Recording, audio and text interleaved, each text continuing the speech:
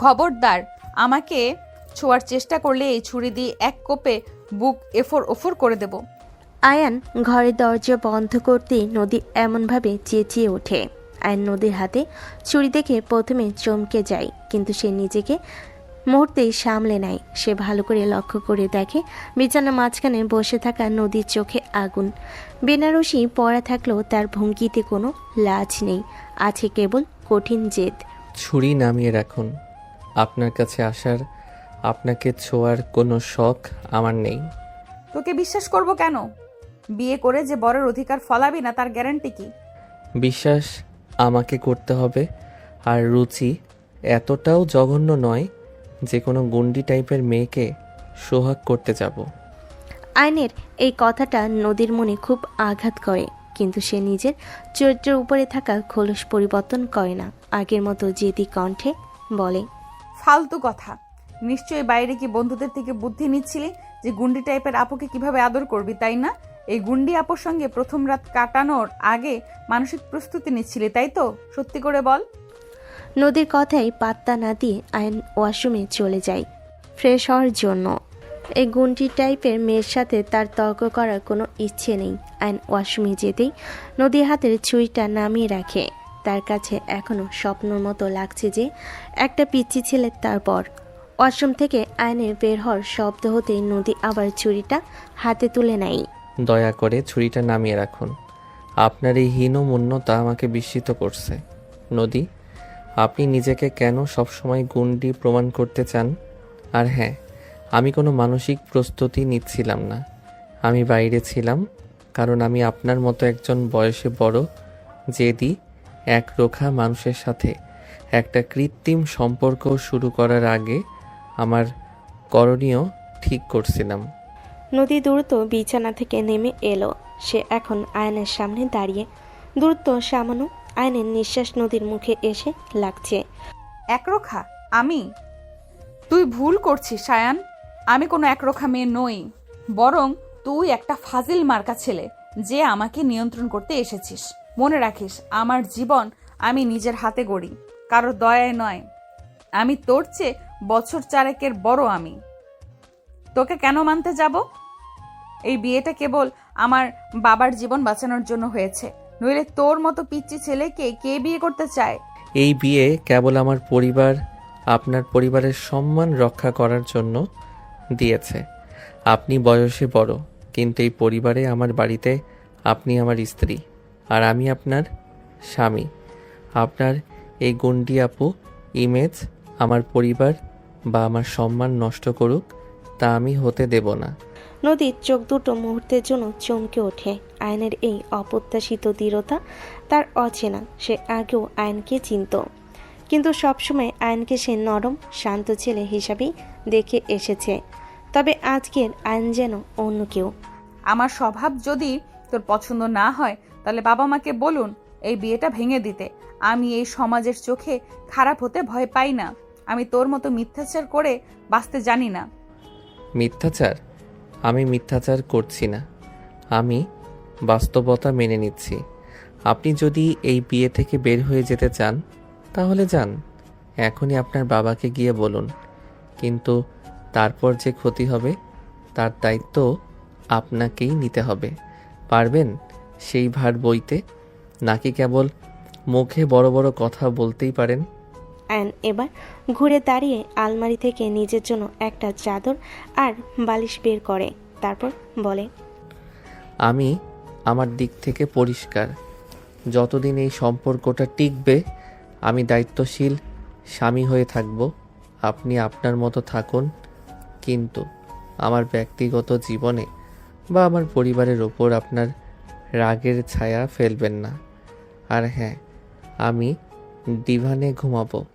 আপনার সাথে এই ঘরে থাকলেও আপনার সাথে বিছানা শেয়ার করার কোনো ইচ্ছে আমার নেই।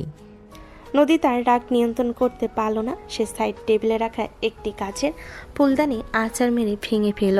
ভাঙা কাচের টুকরোগুলো ছড়িয়ে পড়ল পুরো মেঝেতে। তুই মেঝেতে ঘুমা, ছাদে ঘুমা, আমার কিছুই যায় আসে না। কিন্তু মনে রাখবি, তুই আমাকে বিয়ে করেছিস।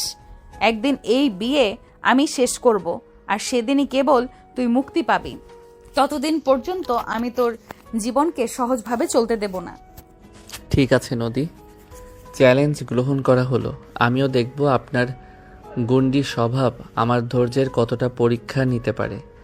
আরেকটা কথা ভালো করে কানে ঢুকিয়ে নিন, বন্ধ ঘরের দরজায় আপনি আমাকে যাই বলে সম্বোধন করেন না কেন, পরিবারের সকলের সামনে আমরা দুজনেই দুজনকে তুমি বলে সম্বোধন করব।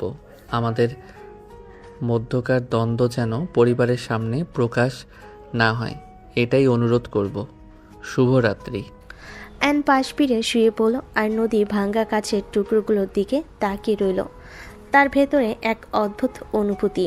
এতদিনে কেউ তার রাগকে এমনভাবে উপেক্ষা করে পাল্টা চ্যালেঞ্জ ছুড়ে দেয়নি। আইনের মতো নরম ছেলেও যে চরম রাগ ঠান্ডা মাথায় দেখাতে পারে তা নদী ভাবতেও পারেনি। দুদিন আগের ঘটনা, কলেজ শেষ করে কেবলই বাসায় ফিরেছে আয়ান। সে এবার অনার্স ফার্স্ট ইয়ারে পড়ে। তার বাবা মিস্টার ইসলাম গম্ভীর মুখে সোফায় বসে আছেন। আয়ন ঘরে ঢোকা মাত্রই তাকে ডেকে পাশে বসতে বললেন। বাবা, কি হয়েছে?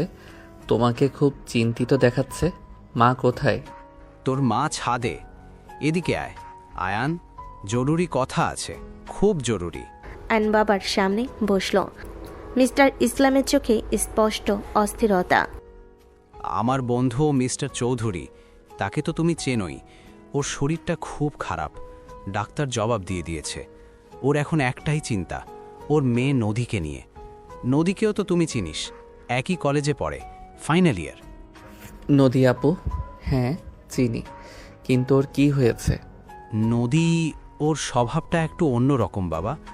ভীষণ জেদি, রাগ বেশি, মারকুটে স্বভাবের জন্য ওর বিয়ে হচ্ছে না। কিন্তু মেয়ে হিসাবে আসলে ওর হৃদয় দিয়ে অনেক ভালো, শুধু একটু গুন্ডি টাইপের। আমরা যেহেতু একই কলেজের, সেহেতু আমি জানি তার স্বভাব। কলেজের সবাই তাকে গুন্ডি আপু নামে চেনে। কিন্তু বাবা, তুমি এসব বলছো কেন? শোন বাবা, আমার জীবনের শেষ অনুরোধ। চৌধুরী তার একমাত্র মেয়ে নদীকে নিয়ে খুব বিপদে আছে। ও যদি নদীকে কারোর হাতে সঁপে শান্তিতে মরতে পারে, ও আমাকে কথা দিয়েছে, নদীকে তোর হাতে তুলে দিলে সে আর কোনো চিন্তা করবে না। মানে আমি বিয়ে করব নদী আপুকে? বাবা, আমি তো মাত্র ফার্স্ট ইয়ার, আর নদী আপু আমার চেয়ে অন্তত 4 বছরের বড়। আমি সবেমাত্র কলেজে। আমি সব জানি আয়ান, বয়সের পার্থক্য জানি, তোদের বর্তমান পরিস্থিতিও বুঝি। কিন্তু আয়ান, তুই আমার সবচেয়ে দায়িত্বশীল ছেলে। তুই ছাড়া আমি আর কার ওপর ভরসা করব? নদীকে বিয়ে দিতে পারলে চৌধুরী মরেও শান্তি, এটা ভেবে যে নদীকে সে একটা ভালো ছেলের হাতে দিয়ে যেতে পেরেছে। এই বিয়েটা আমার জন্য কর্তব্য হয়ে দাঁড়িয়েছে। তুই রাজি হয়ে যা বাবা। কিন্তু বাবা, আমার জীবন, আমার পড়াশোনা, আমি তো নদী আপুকে কোনো দিন অন্য চোখে দেখিনি। আর তার রাগ, সে তো কাউকে পরোয়া করে না।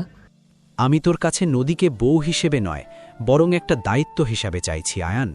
তুই রাজি হলে আমি চৌধুরীকে কথা দিতে পারি, কাল সকালেই কাজী ডাকব। খুব দ্রুত কাজটা সারতে হবে।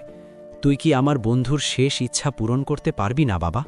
আইনের চোখ দুটো স্থির হল। বাবার বন্ধুত্বের প্রতি তার বাবার গভীর সম্মান এবং নদীর বাবার অসহায়ত্ব তাকে আবেগপ্রবণ করে তুলেছে। তার ভেতরে দায়িত্ববোধ জেগে উঠেছে। ঠিক আছে বাবা, যদি এটাই আমাদের ভাগ্য হয়, যদি আমার বিয়েটা একটা মানুষের জীবন বাঁচায়, আমি রাজি। কিন্তু আমি তাকে বউ হিসেবে কোনো দিন মেনে নিতে পারবো কি না তা আমি জানি না। ধন্যবাদ আয়ান, তুই আমার মুখ বাঁচালি। তুই আমার সবচেয়ে সেরা সন্তান। আইন এবং নদীর বিয়ের আসরে বসে আছে। নদীর মুখে তীব্র রাগ এবং অনীহা। আইন প্রায় অনুভূতিহীন, কারণ সে কিছুই অনুভব করতে পারছে না। কিন্তু এই বিয়ে মেনে নেওয়া ছাড়া সে আর কী বা করতে পারত। নদী কঠোর স্বরে আইনকে বলল, তুমি কেন রাজি হলে? তুমি তো সবে অনার্স প্রথম বর্ষে। তোমার কি কোনো কাণ্ডজ্ঞান নেই? তোমার বাবা জোর করেছে বলে তুমি এই ভুলটা করবে? আমি জানি নদী আপু, আপনি আমার চেয়ে 4 বছরের বড়, ফাইনাল ইয়ার। আপনার রাগ আমার জানা, কিন্তু আমার বাবা তার বন্ধুর জন্য কিছু করতে চেয়েছেন, আর আমি আমার বাবার কর্তব্য পালনে সাহায্য করছি। এই বিয়েটা আমাদের দুজনের উপর চাপানো হয়েছে আপু। আপু ডাকছো, আবার বিয়েও করতে চলে এসেছো? বেশ, কিন্তু মনে রাখবে তুমি আমাকে বিয়ে করেছো, কিন্তু আমার উপর কোনো কর্তৃত্ব খাটাতে পারবে না। আমি আমার মতোই চলবো, গুন্ডি ছিলাম, গুন্ডিই থাকবো। কাজী বিয়ে পড়াতে শুরু করে। আয়ন বুঝতে পারছে যে তার জীবন এক চরম সংঘাতের মুখোমুখি হতে চলেছে। বিয়ে পরের দিন আয়নের বাড়িতে সকালে নাস্তার টেবিলে সবাই বসে আছে। নতুন বউ হিসেবে নদীর জন্য আয়োজন ছিল বেশ জমকালো, কিন্তু পরিবেশটা ছিল থমথমে। কিন্তু কেউ নদীর মুখের দিকে তাকানোর সাহস পাচ্ছে না, কারণ ওর মুখ দেখে মনে হচ্ছে সে অনেক বিরক্ত কোনো কিছু নিয়ে। আয়নের ছোট ভাই রাফি পরিস্থিতি স্বাভাবিক করার চেষ্টা করে। সে বলে, মানে নদী আপু, মানে ভাবি, আপনি তো কাল রাতে তেমন কিছু খেলেন না, আজকে লুচি আর আলুর দম খাবেন? মা খুব ভালো রান্না করেন। নদী তার দিকে এক তীক্ষ্ণ দৃষ্টিতে তাকালো। রাফি কিছুটা গুটিয়ে গেল। প্রথমত আমাকে ভাবি ডাকবে না, আমি তোমার থেকে বয়সে অনেক বড়, আর ভাবি ডাকটা খুবই বিরক্তিকর, তাই আমাকে আপু ডাকবে। দ্বিতীয়ত, আমি কি খাবো না খাবো সেটা আমার একান্ত ব্যক্তিগত বিষয়, তোমার অতিরিক্ত আগ্রহ দেখানোর দরকার নেই। রাফি অপমানিত বোধ করে মাথা নিচু করে বসে থাকে। আয়নের মা ফরিদা বেগম দ্রুত পরিস্থিতি সামাল দিতে এগিয়ে এলেন। নদী, ও ছোট মানুষ, ওর কথাই কিছু মনে করো না মা। আমি শুনেছি তুমি মিষ্টি জাতীয় খাবার পছন্দ করো, তাই তোমার জন্য রসগোল্লা এনেছি, নাও খাও মা। ফরিদা বেগম এক প্লেট রসগোল্লা নদীর দিকে বাড়িয়ে দিলেন। অনেক আগে মিষ্টি জিনিস আমার অনেক পছন্দের ছিল, এখন আমার মিষ্টি একদমই পছন্দ নয়। আর দয়া করে এটা মনে করবেন না যে বিয়ে হয়েছে বলে এখন আমি প্রতিদিন সবার মন মতো হাসি মুখে সবার পছন্দের বউ সাজার অভিনয় করব। আমি সেই মেয়ে নই।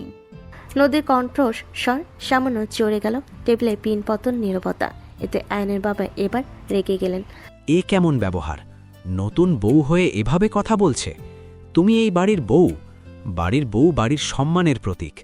আয়ান, তুমি কিছু বলছো না কেন?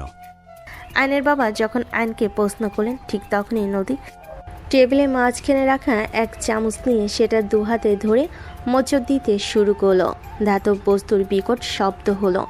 এক মুহূর্তের মধ্যেই চামচটি মাঝখান থেকে সম্পূর্ণ বেঁকে গেল। আমি আপনাদের সম্মানের প্রতীক নষ্ট করতে আসিনি, আমি শুধু আমার সম্মান রক্ষা করতে এসেছি। আমার ব্যক্তিগত বিষয়ে আর কেউ যেন নাক না গলায়। আর হ্যাঁ, শক্তি দিয়ে শুধু মারামারিই নয়, ইচ্ছা করলে আমি এক হাতে এই টেবিলটাও উল্টে দিতে পারি। আশা করি আপনারা আমার বক্তব্য বুঝতে পেরেছেন। সবার চোখ তখন ভয়ে বিস্ফোরিত। এই শান্ত শিক্ষিত পরিবারে এমন উগ্রতা কেউ দেখেনি। আয়নের মা প্রায় কেঁদে ফেলার উপক্রম। আয়ন এতক্ষণ চুপচাপ পুরো দৃশ্য দেখছিল। সে আবার শান্তভাবে চেয়ার থেকে উঠল। নদী, শান্ত হও। সবার সামনে এভাবে রাগ দেখানো ঠিক নয়। আমাকে শান্ত হতে বলবে না আয়ান। তুমি তো রাতে খুব বড় বড় কথা বলছিলে যে তুমি আমার গুন্ডামি মানবে না। এখন দেখো, আপনার পরিবারও আমাকে সহ্য করতে পারছে না। কেন আমাকে শান্ত হতে বলছেন? কারণ তোমার ছোট ভাই বা বাবা আমাকে ভয় পাচ্ছে? তারা ভয় পাচ্ছে না নদী, তারা তোমার ব্যবহারে বিস্মিত হয়েছে। আর আমি তোমাকে শান্ত হতে বলছি কারণ এটা তোমার ব্যক্তিগত ক্ষোভ প্রকাশের জায়গা নয়। তোমার যদি কিছু বলার থাকে তবে আমার সাথে একা বলবে। আমাদের সমস্যার মধ্যে তুমি আমার পরিবারকে টানতে পারো না। তোমরা সবাই এক, আমার কোনো ব্যক্তিগত জায়গা নেই। আছে, এবং আমি সেই জায়গাটা তৈরি করব। চলো আমার সাথে। আইন দ্রুত নদীর হাত ধরে তাকে জোর করে নাস্তার টেবিল থেকে তুলে নিয়ে গেল। নদী প্রবলভাবে বাধা দিল না, কারণ সে আইনের এই প্রকাশ্যে কৃতিত্ব গ্রহণ করা দেখে নিজেও অবাক হচ্ছিল। আয়ান, ওকে এভাবে কোথায় নিয়ে যাচ্ছিস? ওর সাথে কিছু ব্যক্তিগত কথা আছে বাবা, আমি সামলে নিচ্ছি, তুমি চিন্তা করো না। নাস্তা খেয়ে নাও। আইন নদীকে জোর করে তাদের ঘরে নিয়ে গেল। আইন দরজা বন্ধ করে নদীর দিকে তাকায়। নদী হাঁপাচ্ছে, তার চোখে তখনও বিদ্রোহের আগুন। আমাকে টেনে আনলে কেন? আমি সবার সামনে আমার কথা বলছিলাম। তোমার কথা বলার ধরনটা ভুল ছিল নদী। আমার বাড়ি, আমার পরিবার তোমার ব্যক্তিগত প্রতিশোধের জায়গা নয়, আর তোমার ওই শক্তি প্রদর্শনের জায়গা ছিল না। চামচ বাকিয়ে আপনি নিজেকে শক্তিশালী প্রমাণ করছিলেন। কেন প্রয়োজন আছে এমনটা করার? হ্যাঁ, আমি প্রমাণ করলাম, কারণ এটাই একমাত্র ভাষা যা ছাড়া নিজের ভিত শক্ত করা যায় না। সবাই নরম ভাবে, তুমি বা তোমার পরিবার কেউই আমার জীবনটা সহজে হতে দেবে না, তা আমি জানি। তাই আমি আগেই সংঘাত শুরু করলাম। সংঘাত কেন নদী? কেন তুমি সবসময় যুদ্ধের জন্য প্রস্তুত থাকো?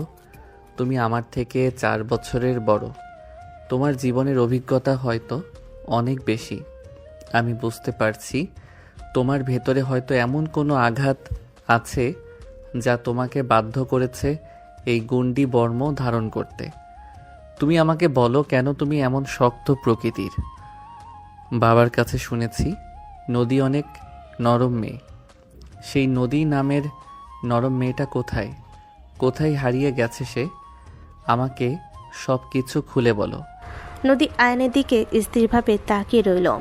আয়নের চোখে কোনো রাগ নেই, আছে কেবল গভীর উদ্বেগ এবং বোঝার চেষ্টা। এই সহানুভূতি নদীর ভেতরের শক্ত প্রাচীরে যেন ধাক্কা দিল। তোমার কি মনে হয় আমি শখের বশে গুন্ডি হয়েছি?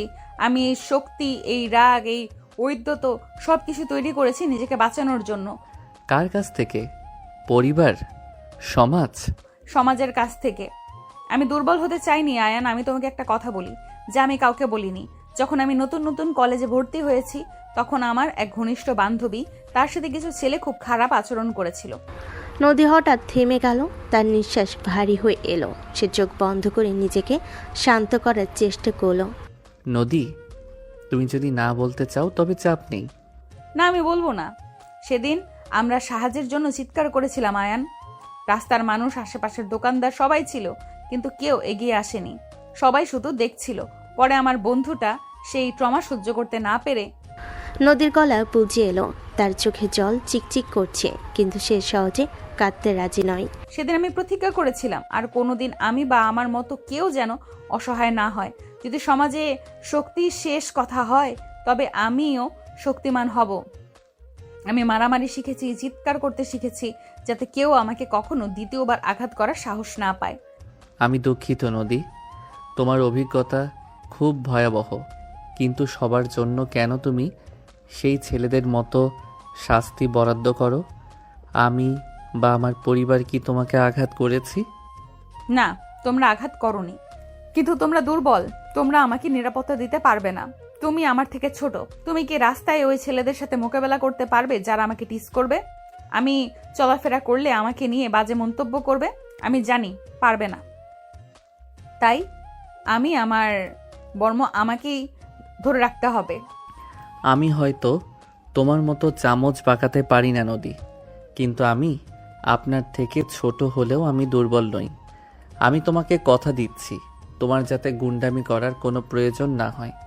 আমি সেইভাবেই তোমাকে রাখব। তোমার নিরাপত্তার দায়িত্ব এখন আমার। এখন থেকে তুমি আর একা নও। নদী তার দিকে একরাশ অবিশ্বাস নিয়ে তাকিয়ে রইল আয়নের দিকে, তারপর বলল, তোমরা সবাই শুধু প্রতিশ্রুতি দাও, প্রতিশ্রুতি রক্ষা করতে পারো না। আমি এমন প্রতিশ্রুতিতে বিশ্বাস করি না। আমি আমার চোখে যা দেখি তাতে বিশ্বাস করি। এখন তোমার কাজ, তুমি বিশ্বাস করো আর আমি কাজ করি। নদী আয়নের দিক থেকে মুখ ফিরিয়ে নিল।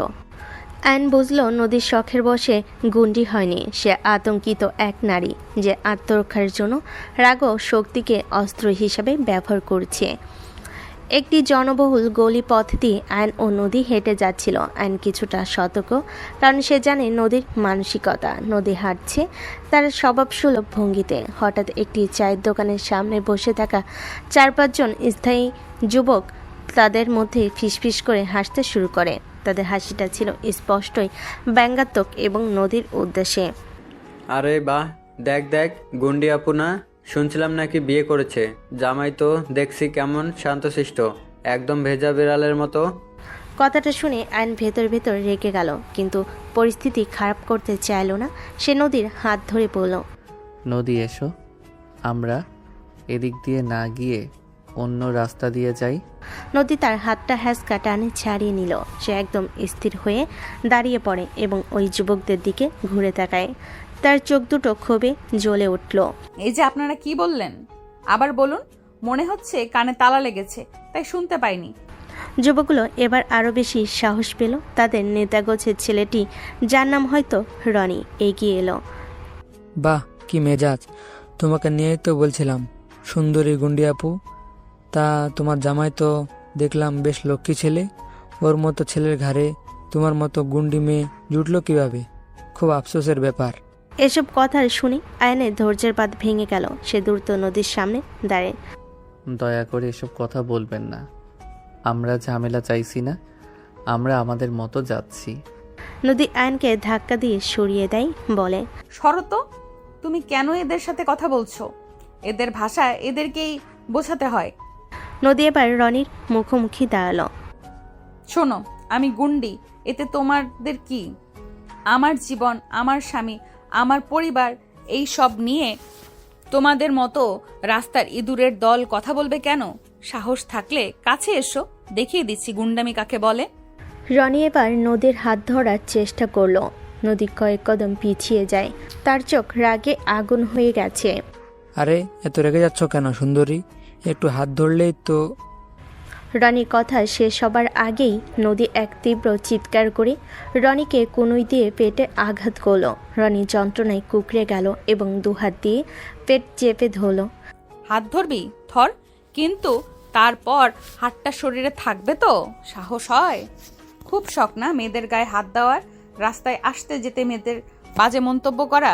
কিরে, কথা বল, মুখ দিয়ে কথা বের হচ্ছে না বুঝি? আয়ন হতভম্ব হয়ে গেল। সে নদীর পক্ষ থেকে এত দ্রুত আক্রমণ আশা করেনি। তার মনে হলো এখনই কিছু না করলে পরিস্থিতি হাতের বাইরে চলে যাবে। সে নদীকে থামানোর চেষ্টা করলো। নদী, থামো। এখন এখানে মারামারি করার কোনো দরকার নেই। আমি তোমার নিরাপত্তার দায়িত্ব নিয়েছি, আর এখন তুমি পরিস্থিতি খারাপ করছো। নিরাপত্তা? এই তোমার নিরাপত্তার নমুনা? গত রাতে বলেছিলে আমাকে সবসময় রক্ষা করবে, এখন দেখো সামান্য কথার জবাবে তুমি ওদের চুপ করাতে পারলে না? তুমি পারবে না। নদী আর আয়নের কথার মাঝখানে দুটি ছেলে একসাথে নদীকে জাপটে ধরার চেষ্টা করলে। নদী দ্রুত পিছিয়ে গেল এবং তার হাতের ব্যাগ থেকে কিছু একটা বের করতে চাইল। আয়ন দেখল পরিস্থিতি গুরুতর। সে নিজেকে আর শান্ত রাখতে পারল না। নদীর প্রতি তার রাগ থাকা সত্ত্বেও সে তার স্ত্রীকে রক্ষা করার জন্য ঝাঁপিয়ে পড়ল। খবরদার, এক পা এগোলে খবর খারাপ হয়ে যাবে। আয়ন তার নিজের শরীর দিয়ে নদীকে আড়াল করে রনিকে এক ধাক্কা মারল। ধাক্কাটা অপ্রত্যাশিত হওয়ায় রনি টাল সামলাতে পারল না। ওকে ছাড়, গুন্ডির জামাই। তোর গুন্ডি বউকে আজ শিক্ষা দিয়ে ছাড়বো। ও আমার স্ত্রী নদী, ওর শরীরে হাত তোলার সাহস দেখাস না। আমি হয়তো গুন্ডা নই, কিন্তু আমার স্ত্রীকে অপমান করলে আমি চুপ থাকবো না। এদিকে নদী তার ব্যাগের ভেতর লুকানো লোহার রডটি বের করে ফেল। সে আয়নকে বলল, আয়ান, সরে যাও, এদের আজ আমি শেষ করে ছাড়বো। রড দেখে ছেলেগুলো থমকে গেল। তাদের রাগ মুহূর্তেই ভয়ে পরিণত হলো। নদীর চেহারা তখন যেন সাক্ষাৎ যমদূত। তারা মারামারি করার বদলে পিছু হটতে শুরু করলো। চল রে চল, ও তো দেখি সত্যি সত্যি পাগল, আর থামলে নির্ঘাত মেরে ফেলবে। যুবকগুলো দ্রুত সেখান থেকে পালিয়ে গেল। যেতে যেতে রনি নদীকে থ্রেট করে যায়। তোকে আমি ছাড়বো না। তোর গুন্ডামির চরম শিক্ষা তোকে দিয়ে ছাড়বো, মনে রাখিস। আইন হাঁপাচ্ছিল। সে নদীর দিকে ফিরল। নদী তখনও রড হাতে দাঁড়িয়ে। তার নিঃশ্বাস দ্রুত চলছে। তুমি এমনটা কেন করলে নদী? তুমি আমার প্রতিশ্রুতির উপর একটু বিশ্বাস রাখতে পারলে না? এখন গোটা বাজারে আমাদের নিয়ে কথা হবে। আমি বিশ্বাস করি না। তোমার কেবল শান্ত থাকার ক্ষমতা আছে, কোনো সাহস নেই। তুমি শুধু তর্ক করতে পারো, কিন্তু যখন অ্যাকশনের সময় আসে তখন আমি আমার রক্ষাকর্তা। তুমি শুধু আমাকে শান্ত হতে বলেছিলে, তাদের বিরুদ্ধে দাঁড়াওনি। আর হ্যাঁ, তুমি আমাকে রক্ষা করবে বলে কথা দিয়েছিলে, কিন্তু এখন দেখো আমি তোমাকে ওদের হাত থেকে বাঁচালাম। আইন হতাশায় দীর্ঘশ্বাস ফেল। সে বুঝল নদী আত্মরক্ষার বর্ম ভাঙ্গা সহজ হবে না। বিয়ে কয়েক সপ্তাহ পরে ঘটনা। দুপুরবেলা আইন কলেজ থেকে বাড়িতে ফিরছিল। বাড়ি ঢোকার ঠিক আগে সে দেখল তাদের বাড়ির গেটের সামনে 3 জন অল্প বয়সী ছেলে দাঁড়িয়ে আছে এবং জোরে জোরে হাসছে। তাদের মধ্যে একজন হাতে একটি কাগজ ধরে ওদের বাড়ির গেটে আঠা দিয়ে লাগানোর চেষ্টা করছে। আইন দ্রুত এগিয়ে গেল তাদের দিকে। কি ব্যাপার? তোমরা কারা? এখানে কি করছো? আমার বাড়ির গেটে কি লাগাচ্ছ? ছেলেগুলো আয়নকে দেখে একটু থমকে গেল, কিন্তু তারা ভয় পেল না। যে ছেলেটি কাগজ লাগাচ্ছিল সে হাসলো। আরে আপনি তো গুন্ডিয়াপুর ছোট জামাই, তাই না? কিছুই না, শুধু একটু বিনোদনমূলক পোস্টার লাগাচ্ছি। আয়ন কাগজটির দিকে তাকালো। সেটি ছিল হাতে লেখা একটি পোস্টার, যেখানে অত্যন্ত কুরুচিকর ভাষায় নদী এবং তার গুন্ডামি স্বভাব নিয়ে টিপ্পনি কাটা হয়েছে। এমনকি আয়নের পরিবারের মানসম্মান নিয়েও অশ্লীল কথা লেখা ছিল। এসব কি? সাহস হয় কি করে তোমাদের এসব করার? এখনই এটা সরাও। ছেলে এক এগিয়ে এলো এবং আয়নকে কনুই দিয়ে ধাক্কা দিল। আরে ভাই, এত রেগে যাচ্ছ কেন? তোমার বউ যখন সবার সামনে গুন্ডামি করে তখন তোমার সম্মান থাকে। এটা তো সবার বিনোদন। আয়নের রাগ আকাশ ছুল, কিন্তু মারামারিতে সে অভ্যস্ত নয়। সে চেষ্টা করলো শান্ত থাকতে। তোমরা এসব সরাবে না তো আমি পুলিশ ডাকছি। এখনই তোমরা এখান থেকে যাও, নইলে জেলের 14 শিকের হাওয়া খাইয়ে আনবো। পুলিশ ডাকো? তার থেকে ভালো হয় তুমি পুলিশ না ডেকে তোমার গুন্ডি বউকে ডাকো। সে তো পুলিশের থেকে কম না, সে নিজেই তো সব সামলে নেবে। ঠিক সেই সময় গেট খুলে নদী বেরিয়ে এলো। সে হয়তো ড্রয়িং রুম থেকে আওয়াজ শুনছিল। নদীর চোখে তখন পোস্টার এবং আয়নের উপর ছেলেগুলোর কৃতিত্ব করার চেষ্টা করলো। তখন সে তার মুখ পাথরের মতো কঠিন হয়ে গেল। আপনারা সবাই 1 মিনিট দাঁড়ান। নদী দ্রুত পোস্টারটা টান মেরে ছিঁড়ে ফেলল। তারপর ছেলেগুলোর দিকে ফিরে তাকালো। তার হাতে কোনো রড ছিল না, কিন্তু তার চোখ ছিল অস্ত্রের মতো ধারালো। আমার বদনাম করলে আমার কিছু যায় আসে না। আমি গুন্ডি, এতে আমি গর্বিত।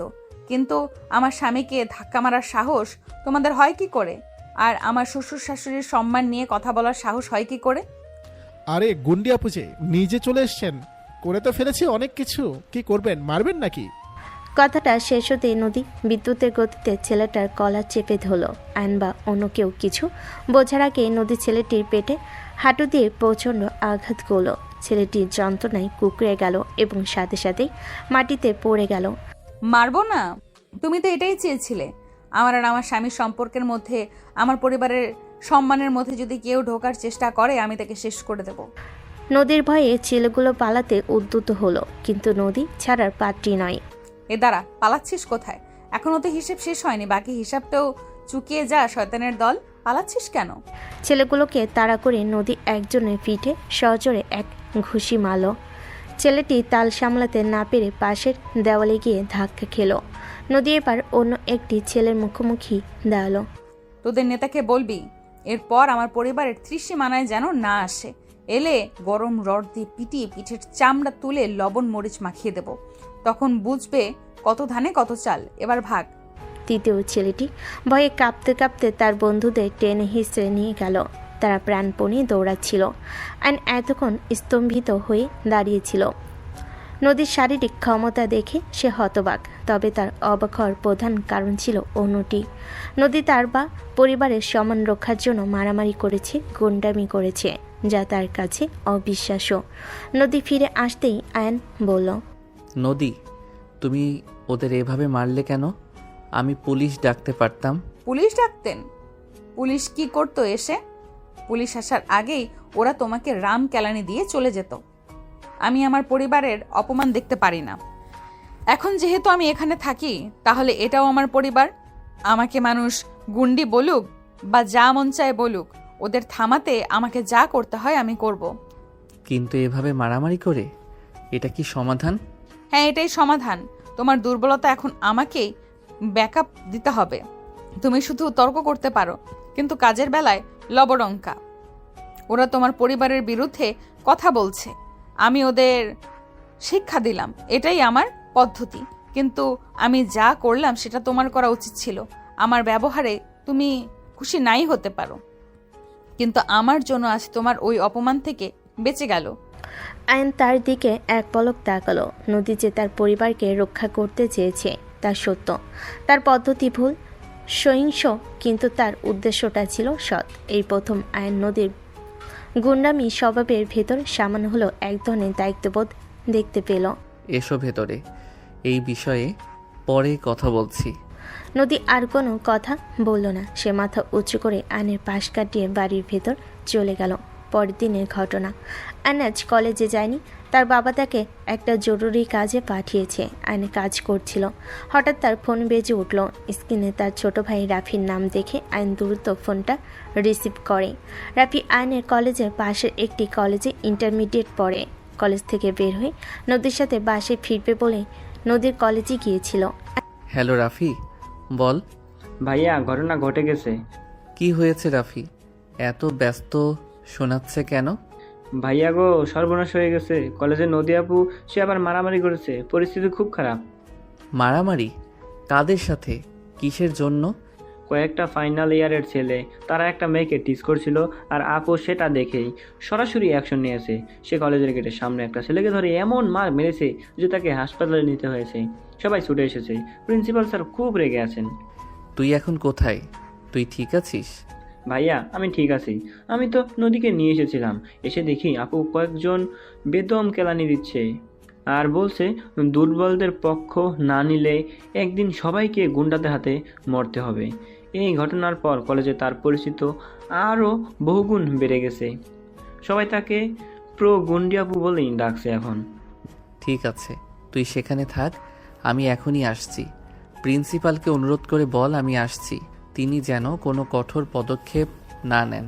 আয়ন দ্রুত গাড়ি নিয়ে কলেজের দিকে রওনা হলো।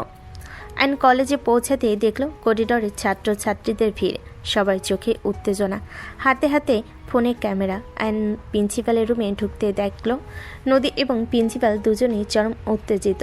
আহত ছেলেটির বাবা মাও সেখানে বসে আছেন, তাদের মুখে রাগ ও অপমান। এইসো আয়ান, দেখো নদীর কাণ্ড দেখো। নদীকে এই কলেজের ছাত্রী নাকি বাইরের কোনো গ্যাংস্টার সেটা আমি বুঝতে পেরেছি। একজন ছাত্রকে সে এমন মেরেছে যে সে এখন হাসপাতালে। আমরা কি একটা শিক্ষা প্রতিষ্ঠান চালাচ্ছি নাকি গুন্ডাদের আখ্যা? আমি দুঃখিত স্যার, আমি সব শুনেছি। নদী, কি হয়েছে? নদী আয়নের দিকে ফিরল, তার রাগ এতটুকু কমেনি। কি হয়েছে জিজ্ঞাসা না করলে জিজ্ঞেস করো কি হয়নি? কলেজের কিছু জঘন্য ছেলে একটা মেয়েকে টিস করছিল, বাজে মন্তব্য করছিল। আমি ওদের থামাতে বলেছি কিন্তু ওরা শোনেনি, উল্টো আমাকেই বাজে কথা বলতে শুরু করেছিল। আমার বডির মেজারমেন্ট জানতে চায়, তাই আমি ওদের বুঝিয়ে দিয়েছি বডি কিভাবে মেজারমেন্ট করতে হয়, বডির কোন অংশ থেকে কিভাবে মাপ নিতে হয়। মেয়ে তোমার সাহস হয় কি করে আমার ছেলেকে মেরে আবার বলছো? বুঝিয়ে দিয়েছি আমি এই মেয়ের নামে মামলা করব, ওকে জেলে ভাত খাইয়ে ছাড়বো। জেল? আরে করুন করুন, যা মন চায় করুন, আমি এসবে ভয় পাই না। আর আমাকে জেলে দেওয়ার আগে নিজের ছেলের জন্য জেলের একটা সিট দেখে রাখুন, কারণ সেও ইফটিজিং এর মামলায় জেলে যাবে। মেয়ে সাহস দেখেছো? আমাকে থ্রেট করছে। আপনিও তো আমাকে ভয় দেখানোর চেষ্টা করেছেন। ভালো হবে আমাকে ভয় না দেখিয়ে আপনার ছেলেকে বলুন ভালো হয়ে যেতে। এরপর যদি কোনো মেয়ের দিকে খারাপ নজরে তাকায় বা টিস করে, তাকে এমন মারবো যে আর কোনোদিন কলেজে আসার সাহস পাবে না। তাকে কেন হসপিটাল থেকে ছাড়িয়ে আনছেন? ওর উচিত ছিল আরো বেশি শাস্তি পাওয়া। নদী, যথেষ্ট হয়েছে, চুপ করো। নদীকে শান্ত করে প্রিন্সিপালের দিকে বলে, স্যার দয়া করে পরিস্থিতি বুঝুন। নদী যা করেছে তা হয়তো রাগের মাথায়, কিন্তু তার উদ্দেশ্য ভুল ছিল না। আমি এই ঘটনার জন্য ক্ষমা চাইছি এবং আমি আহত ছাত্রের চিকিৎসার সমস্ত খরচ বহন করব, কিন্তু আমি অনুরোধ করব এই বিষয়টি আপনারা কলেজের অভ্যন্তরীণ ব্যাপার হিসেবে দেখুন। অভ্যস্তরীণ বিশেষ তো কতদিন চাপা দিয়ে রাখবে আয়ান? নদীর ছাত্রদের মধ্যে তার পরিচিত এমন করে ফেলেছে যে সবাই তাকে এখন উদাহরণ দিচ্ছে। অন্যায় দেখলে গুন্ডিয়াপুর মতো জবাব দাও। নদী এই কলেজের পরিবেশ নষ্ট করছেন, আমি তাকে কলেজ থেকে বহিষ্কার করার সিদ্ধান্ত নিয়েছি। নদী হঠাৎ আয়নকে ধাক্কা দিয়ে পাশে সরিয়ে নিজে আবার প্রিন্সিপালের মুখোমুখি দাঁড়ায়। স্যার আমাকে বহিষ্কার করবেন ভালো কথা, করুন, কিন্তু আমাকে বহিষ্কার করলে এই ছেলেকেও মেয়েদের টিস করার এবং মেয়েদের নিয়ে বাজে মন্তব্য করার জন্য বহিষ্কার করতে হবে চিরদিনের জন্য। আমি যে সত্যের জন্য লড়াই করেছি তা আপনার এই কলেজের ভীতু শিক্ষকও কোনোদিনও করেনি, এমনকি আপনি নিজেও করেননি। আপনারা শুধু নিয়ম মানতে জানেন, কিন্তু অন্যায় দেখলে মুখ বুজে থাকেন। নদীর কথা শুনে প্রিন্সিপালের রুমের বাহিরে অপেক্ষায় থাকা ছাত্ররা নদীর পক্ষে স্লোগান দিতে শুরু করে। তারা বলে যে নদীকে কলেজ থেকে বহিষ্কার করলে তারা অনশনে বসবে। ছাত্রদের চাপের মুখে পড়ে প্রিন্সিপাল নদীকে 1 মাসের জন্য বহিষ্কার করে আর ওই ছেলেটাকে 6 মাসের জন্য বহিষ্কার করে। এতে ছাত্ররা খুশি হয়ে নদীর নাম নিয়ে স্লোগান দিতে থাকে। আইন দ্রুত নদীর হাত ধরে তাকে রুম থেকে বের করে নিয়ে গেল। বাইরে ভিড় করা ছাত্রছাত্রীদের চোখ তখন নদীর দিকে। রাফি দৌড়ে তাদের কাছে এলো। ভাইয়া, আপু, তুমি ঠিক আছো? নদী নিজেকে একটু সামলে সকল ছাত্রদের উদ্দেশ্যে বলতে শুরু করে। তোমরা সবাই শোনো, কলেজে র্যাগিং হোক বা ইফটিজিং, সবাই ন্যায়ের জন্য সবসময় প্রতিবাদ করবে, জীবনে সবসময় মাথা উঁচু করে বাঁচবে। কেউ তোমাদের অপমান করলে জবাব দেবে, ভয় পাবে না। আমি নদী কিন্তু সারা জীবন তোমাদের বাঁচানোর জন্য কলেজে পড়ে থাকবো না, তাই নিজের প্রতি অন্যায়ের প্রতিবাদ নিজেরাই করতে শেখো। আইন জোর করে নদীকে গাড়িতে ওঠালো। আইন তখন একই সাথে রাগান্বিত এবং গভীর চিন্তিত। নদীর এই উগ্রতা এখন তাদের ব্যক্তিগত জীবনকেও গ্রাস করবে না তো? বিকেলে আইন দেখল কলেজ ক্যাম্পাসে সবাই মোবাইলে নদীর মারামারি ভিডিও রেকর্ড করেছে, আর সেগুলো এখনও কলেজের ফেসবুক গ্রুপ, মেসেঞ্জার গ্রুপ, হোয়াটসঅ্যাপে গ্রুপে ছড়িয়ে পড়েছে। আইন নদীকে ডেকে বলল, তুমি নিজের পরিচিতি এমন জঘন্য কেন করছো নদী? তুমি কি চাও না আমরা স্বাভাবিক জীবন কাটাই? স্বাভাবিক জীবন সবার জন্য নয়। স্বাভাবিক জীবন তখনই সম্ভব যখন আমাকে নিজেকে রক্ষা করার জন্য লোহার রড নিয়ে ঘুরতে হবে না। আর আমার এই পরিচিতি, এটাই আমার বর্ম। নদীর জবাবে আইনের মুখ কঠিন হয়ে গেল। সে বুঝল তার সামনে এখন শুধু একটা জেদি নারী নয়, বরং এক গুরুতর মানসিক সমস্যার শিকার মানুষ, যাকে সামলাতে হবে। পরের দিনের ঘটনা, আইন তার বাবার বলা কিছু ডকুমেন্টস আনার জন্য তাদের অফিসে যায়। এটা তার বাবার সফটওয়্যার ফার্ম। ডকুমেন্টসগুলো নিয়ে আইন ভাবল ক্যান্টিন থেকে এক কাপ কফি খাওয়া যাক। আইন ক্যান্টিনে ঢুকতে দেখল চারপাশে কর্মচারীদের মধ্যে কিছু একটা নিয়ে ফিসফিস চলছে। সবাই তার দিকে আর চোখে তাকাচ্ছে। আইন বুঝতে পারল যে হয়তো কিছু একটা ঘটেছে, নইলে এভাবে সবাই ওকে আর চোখে দেখতো না। অফিসের একজন কর্মী আনিস সরাসরি তার টেবিলে এসে বসলো। নিচু স্বরে সে আয়নকে বলল, আয়ান, কিছু মনে করো না। আমি জানি এটা ব্যক্তিগত ব্যাপার, কিন্তু তোমার কলেজের ক্যাম্পাসে ওই ভিডিওটা, ওটা কি সত্যি? মানে তোমার স্ত্রী নদী ম্যাডাম, উনি কি ওই মারামারিটা করেছেন? আইন কফি খাওয়া থামি শান্ত চোখে আনিসের দিকে তাকায়, তারপর বলে, যদি সত্যি ভিডিও দেখে থাকেন তবে যা দেখেছেন তাই সত্যি। নদী শুধু অন্যায়ের প্রতিবাদ করেছে। প্রতিবাদ করতে কি এমন মারামারি করতে হয়? আয়ান, আমরা সবাই জানি তুমি কত শান্ত ভালো একটা ছেলে, আর তোমার স্ত্রী একে তো তোমার চেয়ে বয়সে বড়, তার উপরে এমন উগ্র। এটাও শুনলাম সবাই নাকি তাকে গুন্ডি আপু নামে চেনে। আইন কথাটা উত্তর কি দিবে ভেবে পেল না। আয়ান, সত্যি বলো তো, তুমি এই সম্পর্কটা নিয়ে খুশি? তুমি কেন এমন একটা সম্পর্ক ধরে রেখেছো? তোমার মতো হ্যান্ডসাম প্রতিষ্ঠিত ব্যবসায়ীর বাবার ছেলের জন্য কি সুন্দর শান্ত মেয়ের অভাব ছিল? আইন এবার শান্ত কিন্তু কঠোরভাবে মাথা তুলল। সে চারপাশে সব ফিসফিসানি বন্ধ করে সবার মনোযোগ আকর্ষণ করল। শুনুন সবাই, আমি শেষবারের মতো এই বিষয়ে কথা বলছি। হ্যাঁ, নদী আমার স্ত্রী। সে আমার চেয়ে 4 বছরের বড়, তাতে আমার কোনো অসুবিধা হচ্ছে না। আর সে উগ্র নন, বরং একজন প্রতিবাদী নারী। আপনারা তাকে গুন্ডি বলুন বা যাই বলুন, আমার তাতে কোনো যায় আসে না। কিন্তু আয়ান, মিসেস নদীর কাছে কি তুমি সম্মান এবং ভালোবাসা পেয়েছো? আমার সম্মান আমার স্ত্রীর ব্যবহারের ওপর নির্ভর করে না, আমার কাজের ওপর নির্ভর করে। আর নদী যা করেছে তা হয়তো ভুল পদ্ধতিতে, কিন্তু তার উদ্দেশ্যটা ছিল সঠিক। সে একজন দুর্বল মেয়েকে রক্ষা করতে গিয়েছিল। আপনারা যারা ভদ্র সমাজের লোক তারা ভিডিও দেখে হাসছেন, কিন্তু যখন অন্যায় হচ্ছিল তখন আপনারাই একজন মেয়ে হয়ে, কেউ না একজন পুরুষ হয়তো সবাই আগে মুখ ফিরিয়ে নিয়েছিলেন। ক্যান্টিনে সব গুঞ্জন থেমে গেল। সবাই আয়নের দৃঢ়তা দেখে অবাক। আর আপনি জিজ্ঞেস করলেন না যে কেন আমি এই সম্পর্ক ধরে রেখেছি? কারণ আমি দায়বদ্ধ, কারণ আমার স্ত্রীকে আমার প্রয়োজন এবং আমাকেও তার প্রয়োজন। তার ভেতরে অনেক রাগ আর যন্ত্রণা আছে যা তাকে এমন প্রতিবাদী করে তুলেছে। আমি এই সম্পর্ক ত্যাগ করতে আসিনি, আমি তাকে বুঝতে এসেছি, তাকে সমর্থন করতে এসেছি। আন্তার চেয়ারটা সামান্য পিছিয়ে দিল, তারপর বলল, আমার স্ত্রী মারামারিতে ভালো, এটা আপনাদের সমস্যা নয়, এটা আমাদের ব্যক্তিগত বিষয়। যদি আমার ব্যক্তিগত জীবন নিয়ে আর কোনো কৌতূহল থাকে তবে আপনারা সরাসরি আমার কাছে আসবেন, কানাঘুষা করে সময় নষ্ট করবেন না। আর হ্যাঁ, আমার স্ত্রী যাই হোক না কেন, সে আমারই স্ত্রী, আমি তাকে শতভাগ সমর্থন করি।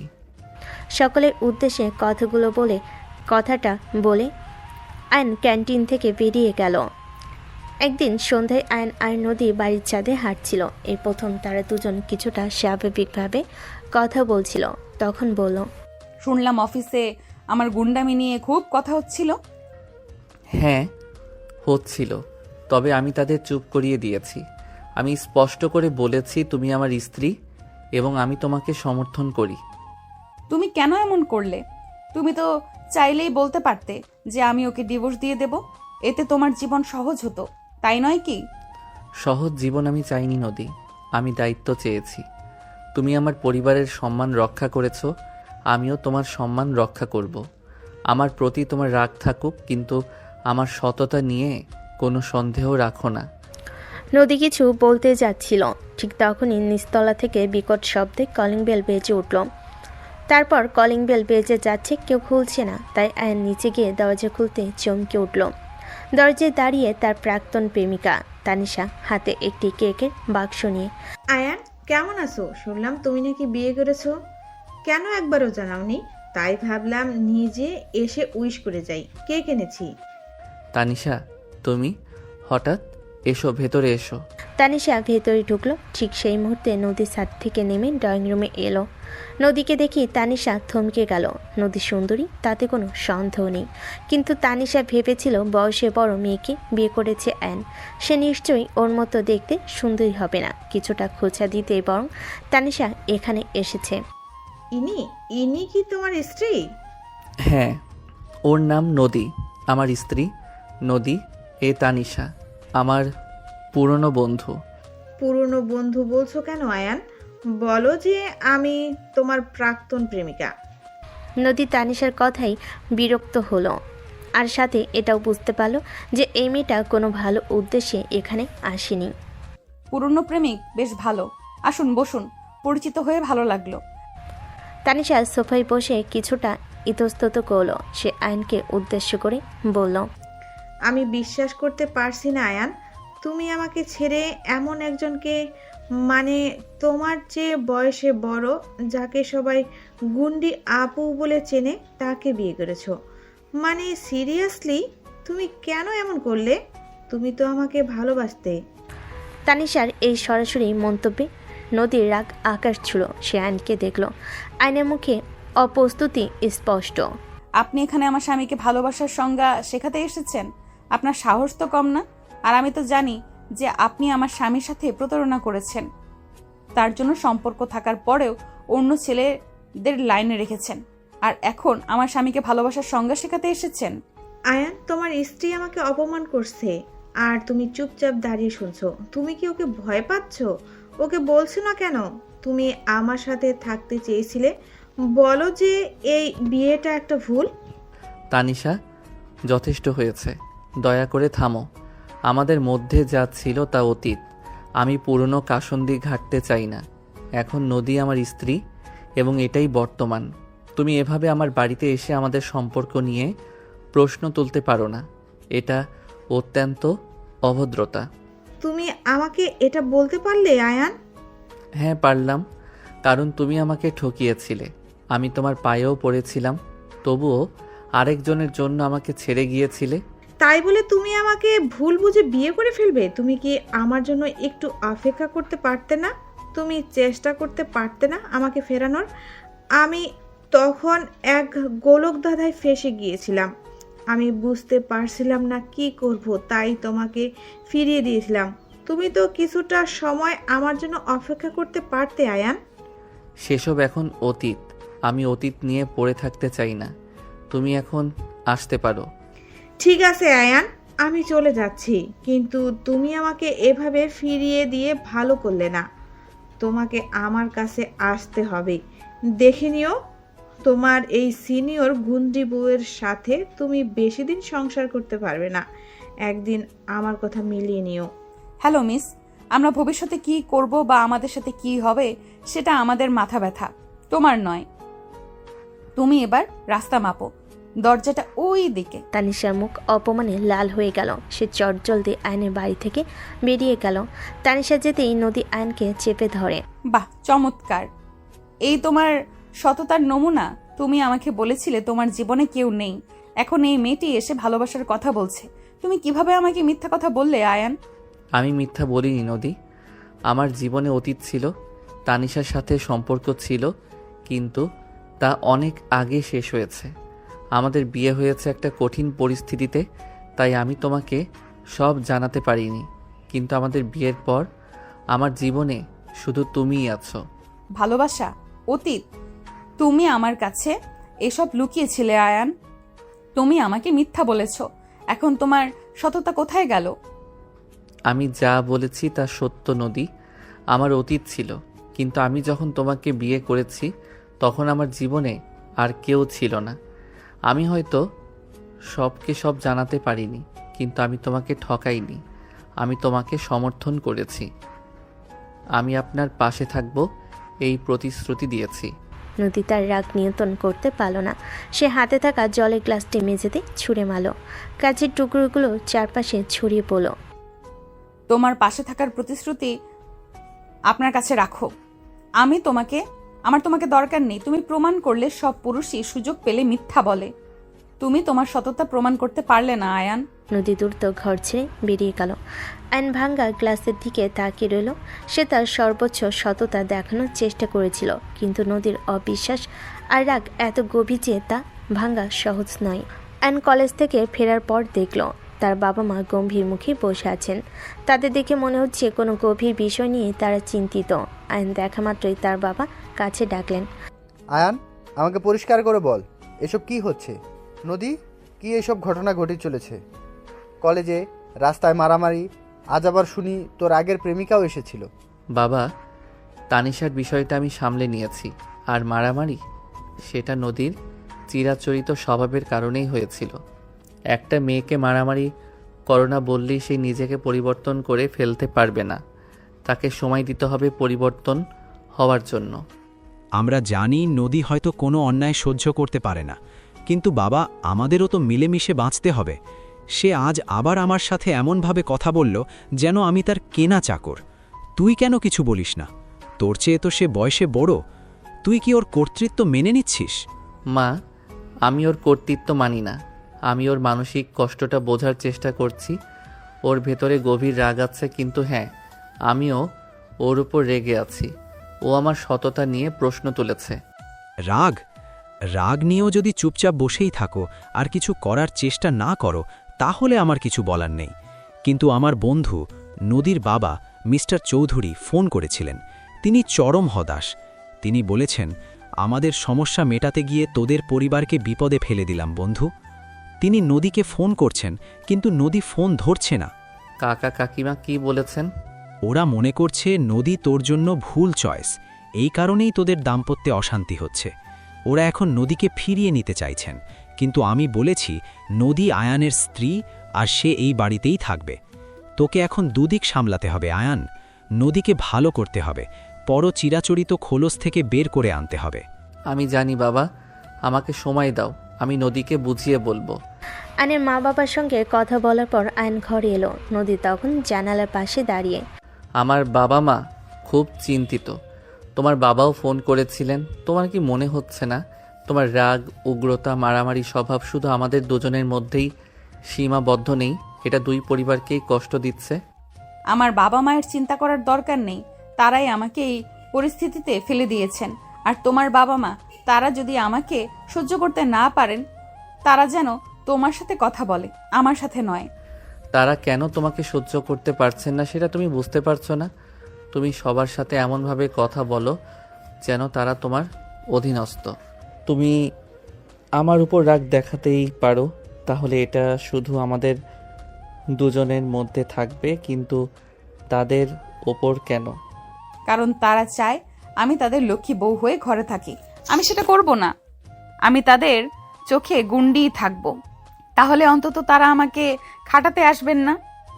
তারা যদি এটা চায় তাহলে তো আমি এখানে অপরাধের কিছু দেখছি না। তুমি এই বাড়ির বউ, বাড়ির বউ হিসেবে তোমার উপর কিছু দায়িত্ব বর্তায়, সেটা তো তুমি অস্বীকার করতে পারো না। একজন পুত্রবধূ, একজন ভাবি হিসেবে তো তোমারও কিছু দায়িত্ব আছে। আমি কোনো দায়িত্ব পালন করতে পারবো না। যেখানে আমি এই বিয়েটাই মানি না, সেটা দায়িত্ব কেন পালন করতে যাব? তুমি তোমার বাবা মায়ের ফোন কেন ধরছো না? প্রয়োজন মনে করছি না তাই। আপনার বাবা মা চাইছে তুমি ফিরে যাও, কারণ তারা বুঝতে পারছেন তুমি আমাদের উপর এবং এমনকি তোমার নিজের উপরও মানসিক চাপ সৃষ্টি করছো। আমার বাবা মা, তারা আমাকে নিতে চেয়েছে। এতদিনে তাদের মনে পড়ল যে তাদের একটি মেয়ে আছে যাকে তারা জোর করে একটি পিচ্চি ছেলের ঘাড়ে ঝুলিয়ে দিয়েছে। না, তারা কেবল নিজেদের সমস্যা মেটাতে চেয়েছিলেন। আমি ফিরবো না। আমি এখানে এসেছি, এখানেই থাকবো। যদিও এখানেও জায়গা না হয়, তাহলে সেদিকে দু চোখ চলে যাব। তবুও তাদের কাছে ফিরবো না। তোমার এই জেদ নদী তোমাকে মানসিকভাবে একজন দুর্বল মানুষে পরিণত করছে। তুমি এই জীবনটাকে যুদ্ধের ময়দান মনে করছো, যেখানে সবসময় যুদ্ধের জন্য তুমি নিজেকে প্রস্তুত করে রাখো। তোমার এই ক্রমাগত মানসিক চাপ একটা সময় তোমাকে ভেঙে গুড়িয়ে দেবে। আর যখন তুমি আমাকে বা আমার পরিবারকে বিশ্বাস করতে পারছো না, তখন বলতে হয় তুমি আসলে তোমার নিজেকে বিশ্বাস করতে পারছো না। হতে পারে, কিন্তু আমি দুর্বল নই। আমাকে ভাঙা সহজ নয় আয়ান। আমি নিজেকে গুন্ডি হিসেবে প্রতিষ্ঠা করেছি, যাতে কেউ আমাকে ভাঙতে না পারে। তোমার বাবা মায়ের উদ্বেগ বা আমার বাবা মায়ের অপরাধবোধ, এইসবের কোনো মূল্য আমার কাছে নেই। তুমি তোমার কাজ করো, আমি আমার।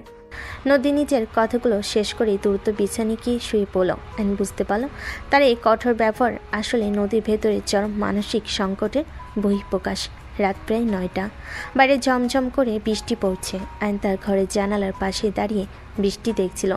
নদী বিছানায় হেলান দিয়ে বই পড়ার ভান করছিল, যদিও তার দৃষ্টি বইয়ের পাতায় স্থির নয়। ঘরের আবহাওয়াটা অস্বাভাবিক শান্ত। আজ বৃষ্টিটা বেশ জোরে নেমেছে। এই শব্দে সব কোলাহল ডুবে যায়, তাই না? নদী কোনো উত্তর দিল না। আইন বুঝল নদী তাকে এড়িয়ে চলতে চাইছে, তবু সে নিজের কথাগুলো বলতে চায়। জানো নদী, আমার প্রাক্তন প্রেমিকা তানিশার আগমন নিয়ে তুমি যে রাগ দেখিয়েছিলে, সেটা আমার প্রাপ্য ছিল। আমি সবটা তোমাকে আগে জানাতে পারতাম। তোমার আমার এই সততা নিয়ে প্রশ্ন তোলার অধিকার আছে, কারণ আমি নিজে সেই সুযোগটা দিয়েছি। নদী ধীরে ধীরে বইটা নামিয়ে রাখল।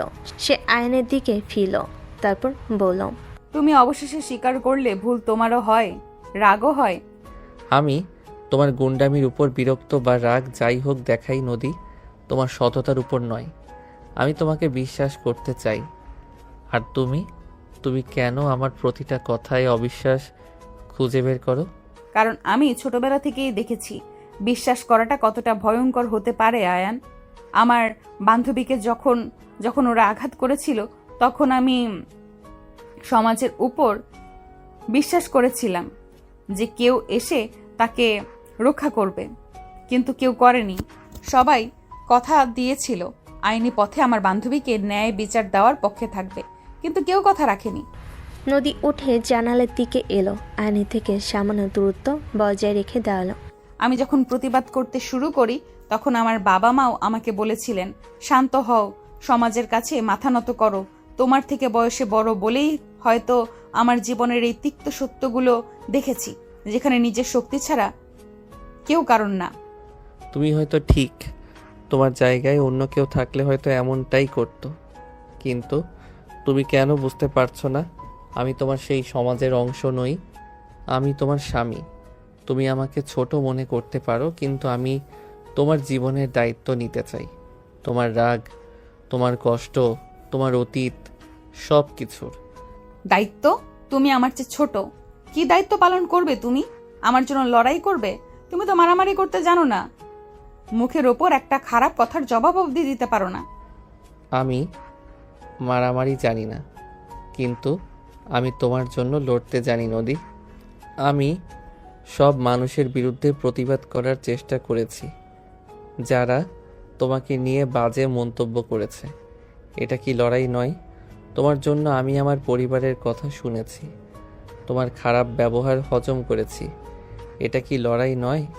নদী আয়নের দিকে স্থিরভাবে তাকালো। এই সহজ কথাগুলো তার হৃদয় স্পর্শ করল। এই প্রথম আয়ন তার প্রতি ভালোবাসার প্রতিশ্রুতি নয়, বরং তার সংকল্প ও সমর্থনে প্রতিশ্রুতি দিচ্ছিল। আমি ভয় পাই আয়ান, আমি ভয় পাই তোমাকে বিশ্বাস করতে। যদি একদিন তুমিও চলে যাও, যদি আমার বান্ধবীর মতো কারো আঘাতে তোমাকেও হারিয়ে ফেলি, তখন আমি কাকে নিয়ে বাঁচবো? তার থেকে ভালো নয় কি যে আমি জীবনটা আমার মতোই চলুক?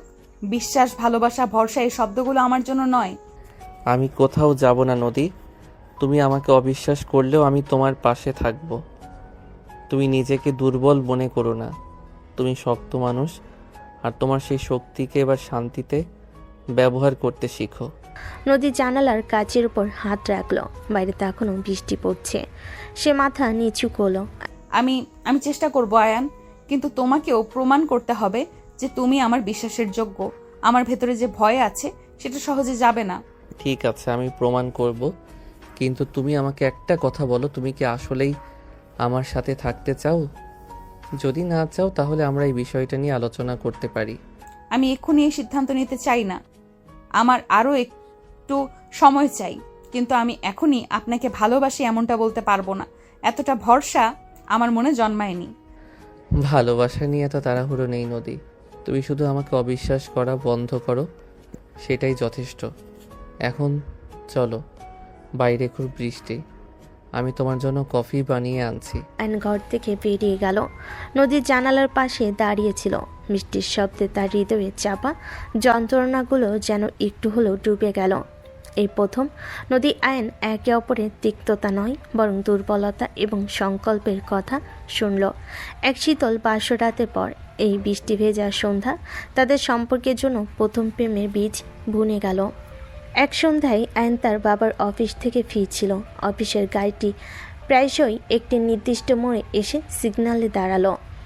আয়ন ফোনে জরুরি কথা বলছিল। হঠাৎ সে গাড়ির আয়নায় দেখল একটি কালো এসইউভির তার গাড়ির পিছু নিচ্ছে। প্রথম দিকে সে পাত্তা দিল না। পরের দিন আয়ন ও নদী একসাথে ডাক্তারের কাছে গিয়েছিল, কারণ নদী হালকা অসুস্থ বোধ করছিল। ক্লিনিক থেকে বেরিয়ে আসার সময় নদী হঠাৎ আয়নের হাত চেপে ধরল। আয়ান, ওই কালো এসইউভি গাড়িটা দেখো, নাম্বার প্লেটটা দেখো। গতকাল অফিসের গাড়ি যখন বাড়ির ভেতরে ঢুকেছিল তখন এই গাড়িটা আমি রাস্তার অপোজিটে দাঁড়িয়ে থাকতে দেখেছি। আয়ন অবাক হয়ে গাড়িটির দিকে তাকালো। আয়ন তাকাতে গাড়িটি দ্রুত সেখান থেকে সরে গেল। তুমিও দেখেছো গাড়িটা? আমিও দেখেছি। অফিস থেকে ফেরার সময় সেম গাড়িটাই আমার গাড়ির পেছনে ছিল। আমার কাছে ব্যাপারটা অদ্ভুত লাগছিল, কিন্তু তুমি কিভাবে নিশ্চিত হলে এটা ওই গাড়ি? আমার চোখ চারদিকে খোলা থাকে আয়ান। এটা আমার গুন্ডামি স্বভাবের একটা দিকও বলতে পারো। তোমরা যা সহজ চোখে দেখো আমি তা সহজে দেখতে পারি না। দুদিন আগে আমার কলেজের ওই মারামারির ঘটনার সময়ও একই গাড়ি আশেপাশে ছিল। আমি নিশ্চিত কেউ আমাদের উপর নজর রাখছে। আয়নের মুখটা গম্ভীর হয়ে গেল। নদী পর্যবেক্ষণ শক্তি তাকে অবাক করল। কেউ নজর রাখছে? কিন্তু কেন? আমার তো এমন কোনো শত্রু নেই। শত্রু নেই? তোমার প্রাক্তন প্রেমিকা তানিশাকে মনে আছে? সে তো খুব সহজে মেনে নেয়নি যে তুমি তাকে ছেড়ে আমাকে বিয়ে করেছো। তার রাগের মাত্রা আমার থেকে কম ছিল না। তাছাড়া আমি তো আছি, গুন্ডামিতে পিএইচডি। হতেও পারে কেউ আমাকে ইন্ডিকেট করে ফলো করছে। তানিশা? না, তানিশা এমন কাজ করতে পারে না। সে খুব শান্ত ছিল। শান্ত? পুরুষরা মেয়েদের শান্ত বা দুর্বল ভাবতেই পছন্দ করে। আমার বিশ্বাস এই ব্যাপারটা তানিশার সঙ্গে সম্পর্কিত। হয়তো সে তোমাকে মানসিকভাবে চাপ দিতে চাইছে। তোমার দুর্বলতা, তোমার পরিবারকে আঘাত করে আমাকে তোমার জীবন থেকে সরিয়ে দিতে চাইছে। আবার এমনও হতে পারে আমার সাথে কারো শত্রুতা চরমে পৌঁছেছে। এবার সে আমার শেষ দেখতে চায়। আয়নের মাথা ঘোরাচ্ছে। এটা ভেবে না জানি কোন বিপদ অধীরে অপেক্ষায় আছে। আয়না নদীর জীবনটা উলটপালট করে দেওয়ার জন্য। আয়নকে চিন্তিত দেখে নদী বলল, আরে এত ভয় পাওয়ার কি আছে? যা হবে দেখা যাবে। তুমি যত সহজে বিষয়টা নিচ্ছ আমি ততটা সহজে নিতে পারছি না। মেনে নিতে হবে, কিছু করার নেই। মেনে নিতে হবে যে আমাদের জীবনে এখন বহিরাগত বিপদ আসছে। এখন তুমি বলো কি করবে? পুলিশকে জানাবে নাকি তোমার ভুদায়ের মতো হা করে ভাবতেই থাকবে? না, ভাবাভাবির কিছু নেই। যদি সত্যি কেউ আমাদেরকে নজরদারিতে রাখে তাহলে ক্ষতি করার চেষ্টা করবে। তুমি তো আমাকে দুর্বল মনে করো নদী, কিন্তু এবার আমি প্রমাণ করব আমার স্ত্রীকেও আমি রক্ষা করতে পারি। আপনি লড়াই করবেন, কিন্তু কিভাবে? আপনার হাতে তো রড নেই। লড়াই রড দিয়ে নয়, বুদ্ধি দিয়ে করব নদী, আর তুমি আমাকে সাহায্য করবে। তোমার ওই গোয়েন্দাদের মতো নজরদারির অভ্যাস এবং সতর্কতা আমার প্রয়োজন। নদী এই প্রস্তাবে রাজি হলো। এই প্রথম তারা দুজন একসঙ্গে পরিকল্পনা করার জন্য একমত হলো। ঠিক আছে, আমি তোমাকে বিশ্বাস করছি, কিন্তু যদি তুমি হেরে যাও আমি কিন্তু সরাসরি অ্যাকশন নেব। তখন আমাকে থামানোর চেষ্টা করবে না। আমি হারবো না। এখন আমরা আর একা নই নদী, আমরা দুজন। তুমি আমাকে বলবে কখন কি করতে হবে, আর আমি প্রতিশ্রুতি দিচ্ছি আমি তোমাকে বা আমার পরিবারকে কোনোভাবেই বিপদের মুখে পড়তে দেব না। তাদের মধ্যে চাপা উত্তেজনা বিরাজ করছে। এই নতুন শত্রুতা তাদের সম্পর্কের ক্ষেত্রে এক নতুন মাত্রা যোগ করলো। এখন তারা স্বামী স্ত্রী হিসাবে নয়, বরং একটি দলের সদস্য হিসেবে কাজ করতে শুরু করেছে। রাত তখন প্রায় 11টা। আয়ন ও নদী ঘরের আলো নিভিয়ে জানালার ধারে দাঁড়িয়ে আছে। নদীর হাতে দূরবীন, আর আয়ন তার ল্যাপটপে পরিচিত গাড়ি নম্বর প্লেট অনুযায়ী কোনো ঠিকানা পায় কিনা খুঁজে দেখার চেষ্টা করছে। এই গাড়িটা আবার এসেছে, কিন্তু এবার আরো দূরে দাঁড়িয়েছে, গেটের কাছে আসেনি। দেখো আয়ান, গাড়িতে মাত্র একটা লোক, আর কেউ নেই। এরা আসলে কাকে টার্গেট করছে, তোমাকে নাকি আমাকে? আমাকে নয় নদী, তোমাকেই হয়তো টার্গেট করেছে। তোমার গুন্ডামি স্বভাবের গল্প তো এখন ভাইরাল। কেউ হয়তো সরাসরি কোনো সংঘাতে জড়াবে না, কিন্তু তার হাতে চামচ বাঁকানোর ক্ষমতা আছে। তাহলে সে নজরদারি করছে কেন? কোনো দুর্বলতা খুঁজছে? হ্যাঁ, আমার মনে হয় সে আমাদের পারিবারিক রুটিন, আমাদের চলাফেরা, আমাদের দুর্বল মুহূর্তগুলো জানার চেষ্টা করছে। আমাদেরকে সাবধানে থাকতে হবে। নদী সকালের দিকে আয়নের বাবার জন্য কিছু ওষুধ আনতে কাছের ফার্মেসিতে গিয়েছিল। সে সাধারণত একাই বাইরে যায় না, কিন্তু জরুরি ওষুধ হয় এবং আয়নকে জরুরি দরকারে অফিসে যেতে হয়েছে। নদী দ্রুত ফিরে আসার কথা ছিল, কিন্তু অনেকটা সময় পার হয়ে গেলেও নদী বাড়ি ফেরেনি। আয়ন নদীকে বেশ কয়েকবার ফোন করেও পায়নি, তাই তাড়াতাড়ি বাড়ি ফিরে আসতে রাফি দ্রুত আয়নের কাছে এসে বলল, ভাইয়া, আপু মানে নদী আপুকে খুঁজে পাওয়া যাচ্ছে না। কি বলছিস? কখন থেকে পাওয়া যাচ্ছে না? সব জায়গায় খুঁজেছিস? ওদের বাড়িতে ফোন করে জিজ্ঞেস করেছিস? সব করেছি ভাইয়া, সব জায়গায় খোঁজ নিয়েছি যেখানে নদী আপু যেতে পারে, কিন্তু আপু কোথাও নেই। সে তো কেবল ফার্মেসিতে গিয়েছিল বাবার ওষুধ আনার জন্য, তারপর আর ফেরেনি। রাফির কথা শুনে আয়নের মাথা কাজ করছে না, কি করবে সে ভেবে পাচ্ছে না। রাফি আরও বলল, আপুর ফিরতে দেরি হচ্ছিল বলে আমিও ফার্মেসিতে যাচ্ছিলাম, দেখলাম একটা কালো HIV গাড়ি খুব দ্রুতগতিতে আমার পাশ কাটিয়ে চলে গেল, আর রাস্তায় আপুর হাতের ব্যাগটা পড়ে আছে। আমি তখন থেকে কেন জানি মনে হচ্ছে ওই গাড়িটাই হয়তো আপুকে কেউ কিডন্যাপ করে নিয়ে গেছে। আয়ন মুহূর্তে বুঝতে পারল যে এতদিন যে কালো SUV গাড়িটা তাদের ফলো করছিল সেটাতেই নদীকে কিডন্যাপ করে নিয়ে গেছে। আয়ন রাফিকে জিজ্ঞেস করলো, নদীর ব্যাগটা কোথায়? রাফি নদীর ব্যাগটা বের করে দিল আয়নকে। নদীর লেদারের ব্যাগটির মধ্যে তার ফোন আর ভাঁজ করার রডটি নেই, যে রডটি সবসময় নদীর ব্যাগে থাকতো। শুধু একটি কাগজের টুকরা ব্যাগের জিপারে আটকানো। আয়ন দ্রুত কাগজটি তুলে নিল। সেখানে একটি হাতের লেখা বার্তা ছিল, গুন্ডি আপু খুব শক্তিশালী, তাই না? এবার গুন্ডি আপু শক্তি পরীক্ষা হবে। তুমি চুপচাপ বসে থাকো আয়ান সাহেব, বেশি চালাকি করার চেষ্টা করবে না। করলে তোমার গুন্ডি আপু থুকু তোমার গুন্ডি বউকে আর কোনোদিনও দেখতে পাবে না। আর পুলিশকে জানালে গল্পটা আরো খারাপ হবে। অপেক্ষা করো আমার ফোনের জন্য। চিঠিটি পড়ে আয়ন দিশাহারা হয়ে গেল। কি করবে সে বুঝতে পারছে না। তখন রাফি বলল, ভাইয়া, আমরা কি করব? পুলিশকে বলবো? না, পুলিশকে নয়। এখন পুলিশকে জানালে নদীর ক্ষতি হবে। যারা এই কাজটা করেছে তারা এটাই চায় যেন আমরা পুলিশকে জানাই। আমাকে শান্ত থাকতে হবে, ওদের চাল বুঝতে হবে। ঠিক তখনই আয়নের ফোন বেজে উঠল। Unknown number. হ্যালো। বাহ, অবশেষে। কেমন লাগছে মিস্টার আয়ান? আপনার গুন্ডি বউ এখন আমার হেফাজতে। সে কিন্তু খুব প্রতিবাদ করছে, তার সাহস দেখে তো আমি অবাক। এই শোনো, তুমি যেই হও, যদি নদীর গায়ে একটা আঁচড়ও পড়ে তাহলে আমি তোমাকে এমন শিক্ষা দেব যে তুমি কল্পনাও করতে পারবে না। আমি তোমার সব শর্ত মানতে রাজি। তুমি কি চাও বলো? শর্ত? আরে না না, আমাদের ভাই কিছুই চায় না। যদি দিতেই চাও তাহলে 5 কোটি টাকা নিয়ে এসো, তাহলে অন্তত তোমার গুন্ডি মার্কা বউকে জীবিত পেতে পারো। তুমি আসা অবধি তোমার বউয়ের সাথে কি কি হবে তার কিন্তু কোনো গ্যারান্টি দিতে পারছি না ব্রাদার, তার জন্য সরি। এই খবরদার, নদীর গায়ে একটা আঁচড়ও যদি লাগে না, তোকে শেষ করে ফেলবো। আরে ব্রো, এসব বলে আসলে লাভ নেই বুঝলে। খাঁচা যার হাতে চিড়িয়া তার। তোমার বইয়ের গুণদামিপনা একটু কমিয়ে দেবো আর কি, আর কিছু করবো না, প্রমিস। তুই নদীকে কি করবি? শোন, নদীর সাথে যা করতে চাইছিস তার আগে আমি তোকে শেষ করে দেব। তুই যেখানেই আছিস শুধু একবার আমাকে বল, আমি আসছি। আরে এত রাগ কেন? তোমার শান্ত স্বভাব কোথায় গেল? তোমার প্রতিবাদী বউ দেখি তোমাকে প্রতিবাদ করা শিখিয়ে ফেলেছে। এটা কিন্তু বেশ ভালো। শুনবে নাকি তার একটু কথার ঝাঙ্কার? আয়ন ফোনের ওপাশ থেকে নদীর চাপা রাগান্বিত স্বর শোনা গেল। নদী চিৎকার করে বলতে থাকে, আয়ান, চিন্তা করবো না, আমার কিচ্ছু হবে না। ওরা আমার কিচ্ছু করতে পারবে না। আমি ঠিক ওদেরকে শেষ করে দিয়ে ফিরে আসব। তুমি আমাকে ছাড়ানোর কোনো চেষ্টা করবে না। তুমি ওদের সাথে পারবে না। হঠাৎ নদীর কণ্ঠস্বর থেমে গেল। আয়ন বুঝতে পারল যে সম্ভবত তাকে আঘাত করা হয়েছে, যার কারণে নদী অজ্ঞান হয়ে গেছে। আয়ন ফোনের এপাশ থেকে চিৎকার করতে শুরু করলো, নদী, নদী, তোমার কি হয়েছে? এই শয়তানের দল, তোরা ওকে বেড়েছিস। নদী কথা বলছে না কেন? আমি তোকে ছাড়বো না। চুপ, একদম চুপ, গলা বেশি উঁচু করবি না। এটা তোর প্রথম শিক্ষা আয়ান, মনে রাখিস। তোমার হাতে সময় অনেক কম।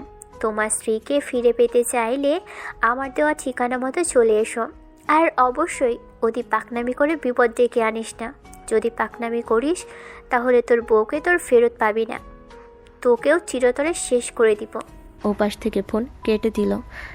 আয়ন রাগে, আতঙ্কে এবং দুশ্চিন্তায় কাঁপছিল। আয়ন কয়েক মুহূর্তের জন্য স্তব্ধ হয়ে গিয়েছিল।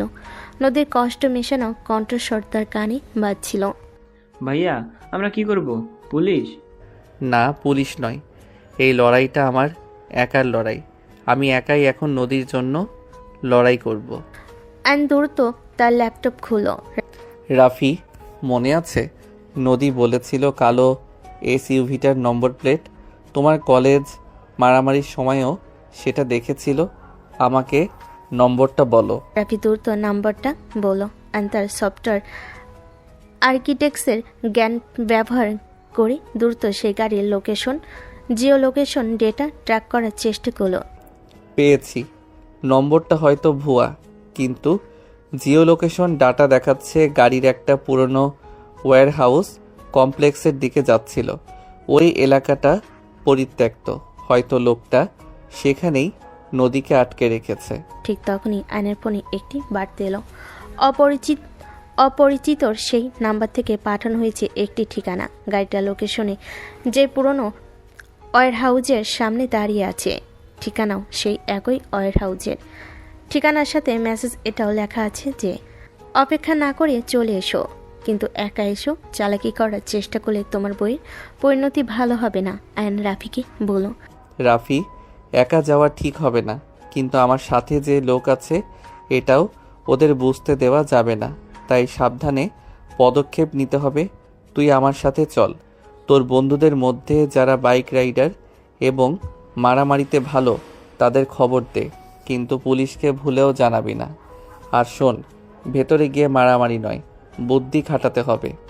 1 ঘন্টার মধ্যেই আয়ন এবং রাফি 2-3 জন বন্ধুর সাথে ওয়্যারহাউজের কিছুটা দূরে এসে পৌঁছালো। এখান থেকে তারা তাদের পরিকল্পনা অনুযায়ী কয়েকটা ভাগে ভাগ হয়ে যায়।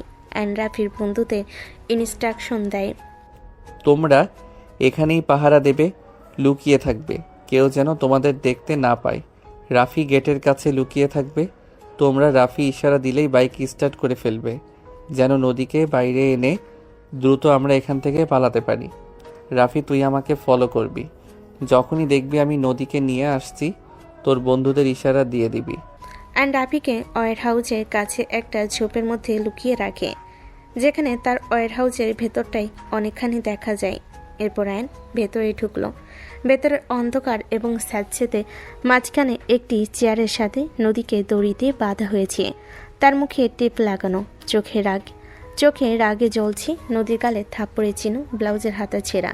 চারিদিকে বেশ কয়েকজন লোক দাঁড়িয়ে আছে। তাদের মধ্যে প্রায় সবাই আয়নকে চিনতে পারল। বাহ, অবশেষে মিস্টার আয়ান, আপনি সময় মতো এসেছেন। আরে, আপনার সেই গুন্ডি আপু, সে তো মুখ খুলতে দিচ্ছে না। মুখ খুললেই শুধু খই ফুটাচ্ছে, তার টেপ লাগাতে হলো। তোমাদের সাহস দেখে অবাক হয়ে যাচ্ছি। নদীর হাতে মায়ের খেয়েও তোমাদের শিক্ষা হয়নি, আবার ওকেই তুলে এনেছ। নদীর গায়ে হাত তোলার ফল তোমার ভালো হবে না রনি। ওকে ছেড়ে দাও। তোমার যা চাই তা নিয়ে যাও। এই ব্যাগে তোমার কথা মতো 5 কোটি টাকা আছে। কেউ আমার গায়ে হাত দিলে আমিও তাকে শিক্ষা দিই। তোমার গুন্ডি বউ যে ভুল করেছিল তা শুধরানোর জন্য ওকে ধরে এনেছি। এখন তোমার চোখের সামনে তোমার গুন্ডি বউয়ের গুন্ডামি কিভাবে কমাই সেটা দেখো। আয়নের হাত থেকে টাকার ব্যাগ নিয়ে রনি বলল, টাকা এতটা জরুরি ছিল না, ওটা এমনি চেয়েছিলাম। যেহেতু নিয়ে চলে এসেছো তো দিয়ে দাও। এর পরিবর্তন না হয় তোমার বউয়ের ক্ষতিটা কিছুটা কম করব। আমরা তো এখানে অনেকজন। তুমি টাকা না আনলে তোমার সামনে তোমার বউকে আমরা সবাই মিলে একটু আদর করতাম। যেহেতু টাকা নিয়ে এসেছো তাই আমি একাই আদর করব, বেশি কিছু করব না, শুধু একটু আদর করব। খবরদার রনি, তুই এটা কিছুতেই করতে পারিস না। এমনটা করলে আমি তোকে খুন করে ফেলবো। আরে ধুর, আমার আখড়ায় এসে আমাকে খুন করবে? এটা আবার হয় নাকি? আমার এতগুলো লোক, ওরা কি বসে বসে তামাশা দেখবে? আমি শুধু তোর স্ত্রীর সে গুন্ডামি স্বভাবকে চিরতরে শেষ করে দিতে চাই। ওর সাথে আমি আজ এমন কিছু করব যাতে জীবনে আর কখনো মাথা তুলে দাঁড়াতে না পারে। এদিকে নদী তখন তীব্রভাবে মাথা নাড়িয়ে আয়নকে কিছু বোঝাতে চাইছিল।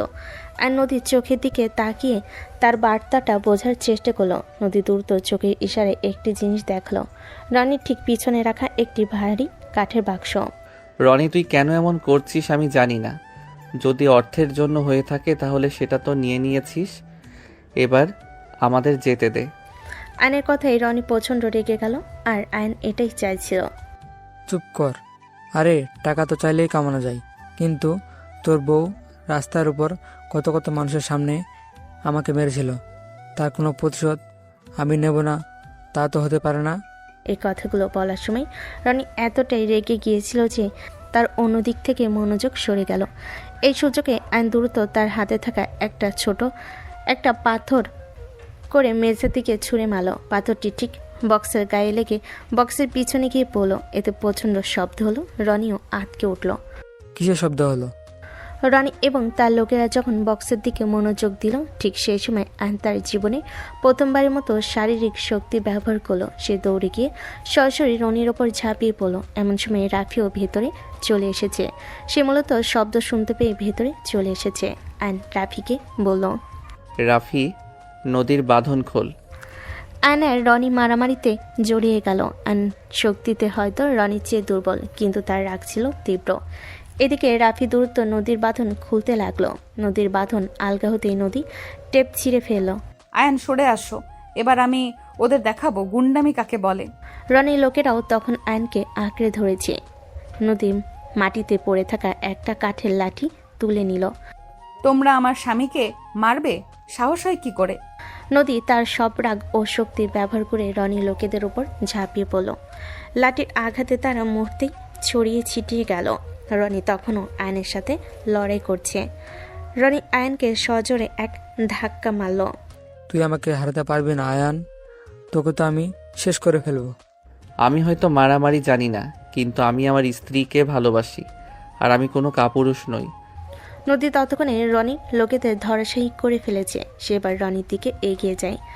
তুই আমার গায়ে হাত তুলেছিস, আমাকে বাজেভাবে ছুঁয়েছিস, তোকে তো আমি।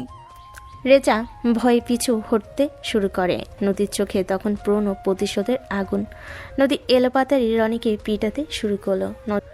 নদী পিটাতেই থাকলো। আয়ন প্রথমে বাধা দিল না, কিন্তু যখন রনি কাইল হয়ে গেল ঠিক সেই মুহূর্তে আয়ান এগিয়ে এলো এবং নদীর হাত ধরলো।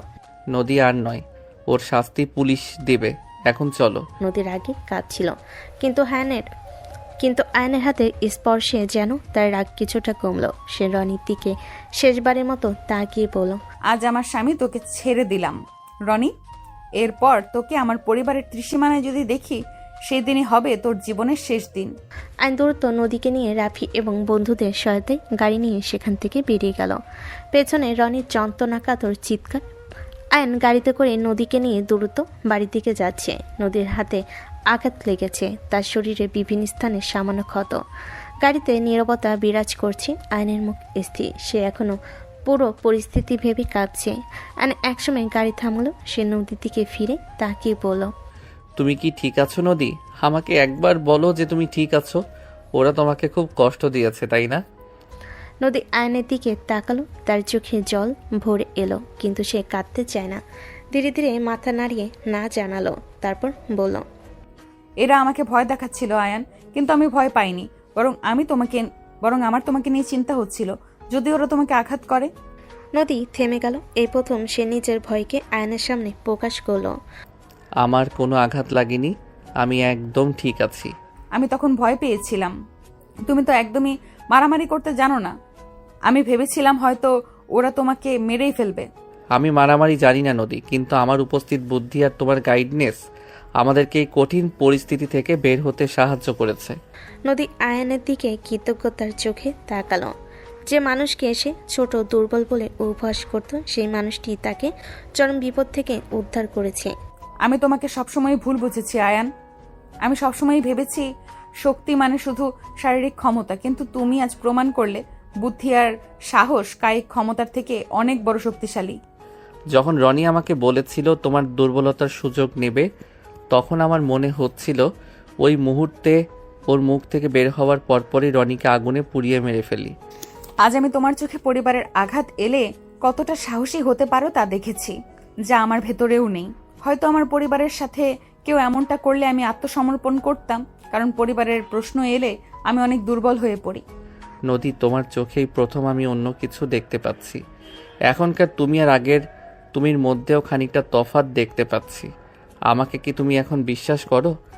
আমাকে কি তুমি তোমার চেয়ে ছোট হওয়া সত্ত্বেও স্বামী হিসেবে মেনে নিতে পারছো? নদী তার হাত থেকে আয়নের হাত নিজের হাতে নিল, তারপর বলল, আজ থেকে আমি তোমাকে বিশ্বাস করছি আয়ান, তোমাকে শ্রদ্ধা করি। তুমি আমার চেয়ে ছোট নও, তুমি মানুষ হিসেবে আমার চেয়ে অনেক বেশি দৃঢ়চেতা। তোমার মতো মানুষই পারে আমার মতো একটা বিগড়ে যাওয়া মেয়েকে সঠিক পথে আনতে। এই মুহূর্তটি আয়ন নদীর জীবনে এক নতুন অধ্যায় খুলে দিল। নদী তার জেদ ছেড়ে দিল, আর আয়নের প্রতি তার মনে ভালোবাসা এবং শ্রদ্ধা জন্মাতে শুরু করলো। আমার বাবা মাকে ফোন করে দাও, তারা যেন আর চিন্তা না করে। আর তোমার বাবা মা, আমি তাদের কাছে ক্ষমা চাইবো আমার পরিবারের জন্য। নিশ্চয়ই নদী, আমরা এবার নতুন করে সব শুরু করব। তুমি এখন আর একা নও, আমরা দুজন সারা জীবন একে অন্যের পরিপূরক হয়ে থাকব। নদী বলল। আয়ন আর নদী একে অপরের চোখে তাকালো। কিডন্যাপের ঘটনা তাদের মধ্যকার অদৃশ্য দূরত্বের ভেঙে দিয়েছে।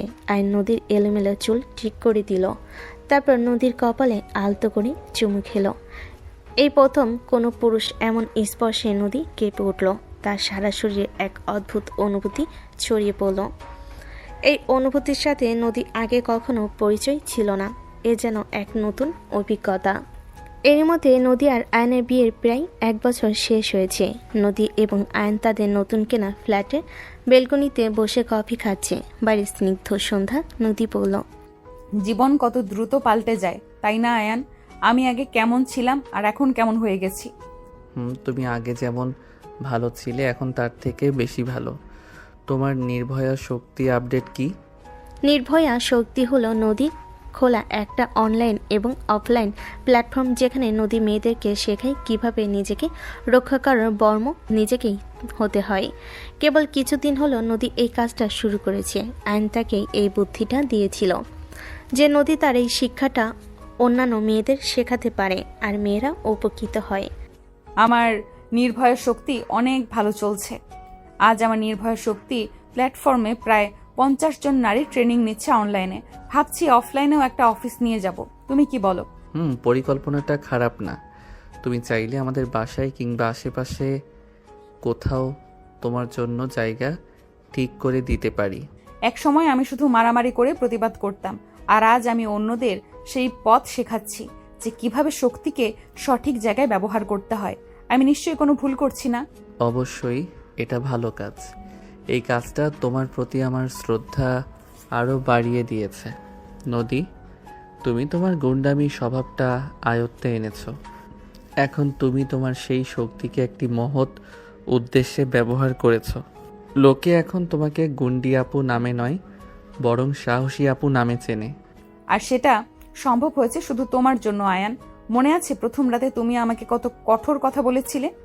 তুমি আমার চেয়ে বয়সে অনেক ছোট হলেও আমার সব রাগ আর জেদ সহ্য করেছিলে। আমি সেসব দিন ভুলবো না আয়ান।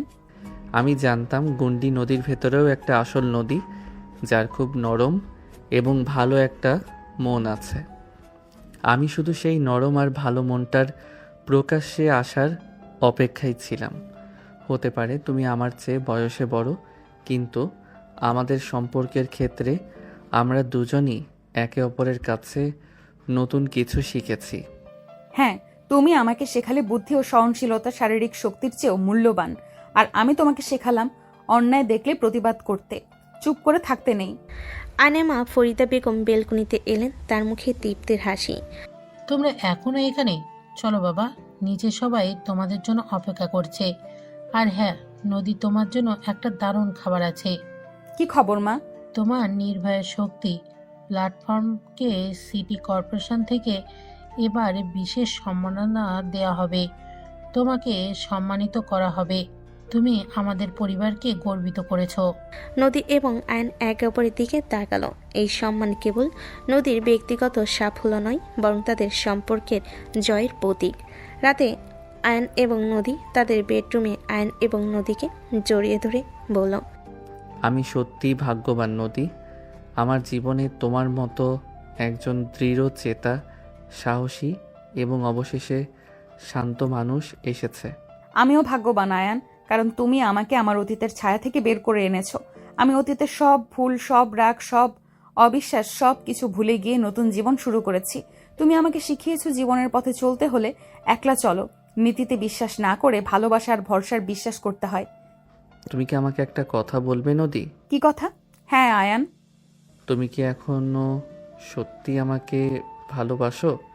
নদী মুচকি এসে আয়নের কপালে আলতো করে চুমু খেলো, তারপর বলল, আমি তোমাকে অনেক ভালোবাসি। প্রথম যেদিন আমি তোমার চোখে আমার জন্য উদ্বেগ দেখেছিলাম, সেদিনই বুঝেছিলাম এই মানুষটিকে বিশ্বাস করা যায়। আমার রাগ জেদ ছেড়ে আমি নিজেকে পরিবর্তন করে তোমাকে গভীর শ্রদ্ধায় আর নির্ভরতায় ভালোবেসেছি। তুমি আমার স্বামী, আমার শক্তি এবং আমার সবচেয়ে বড় সমর্থন। নদী আর আয়ান দুজন দুজনকে গভীর আবেগে কাছে টেনে নিল। আজকের রাতটা তাদের মধ্যে আর কোনো বাধা বা দ্বিধা থাকবে না। দুজন দুজনের ভালোবাসায় এক গভীরভাবে মত্ত হবে, একে অন্যতে ডুবে যাবে, আবিষ্কার করবে স্বামী স্ত্রীর সম্পর্কের মাঝখানে থাকা যে মধুময় মুহূর্তগুলো, সেই সুখগুলো যা আর কোথাও পাওয়া যায় না। তাদের সম্পর্ক বয়সের বাধা, সামাজিক চাপ, এমনকি ভয়ঙ্কর শত্রুদের আক্রমণ, সব কিছু পেরিয়ে এক নতুন মজবুত ভিত্তি খুঁজে পেয়েছে। তারা একে অপরের পরিপূরক হয়ে উঠেছে। তো দর্শক, আজকের গল্পটির থেকে এখানেই বিদায় নিচ্ছি, আর অপেক্ষা করুন পরবর্তী গল্পের জন্য। সেই পর্যন্ত ভালো থাকবেন এবং লাইক, কমেন্ট, শেয়ার করে আমাদের সাথেই থাকুন। আর নতুনরা কিন্তু সাবস্ক্রাইব করতে ভুলবেন না। আল্লাহ হাফেজ।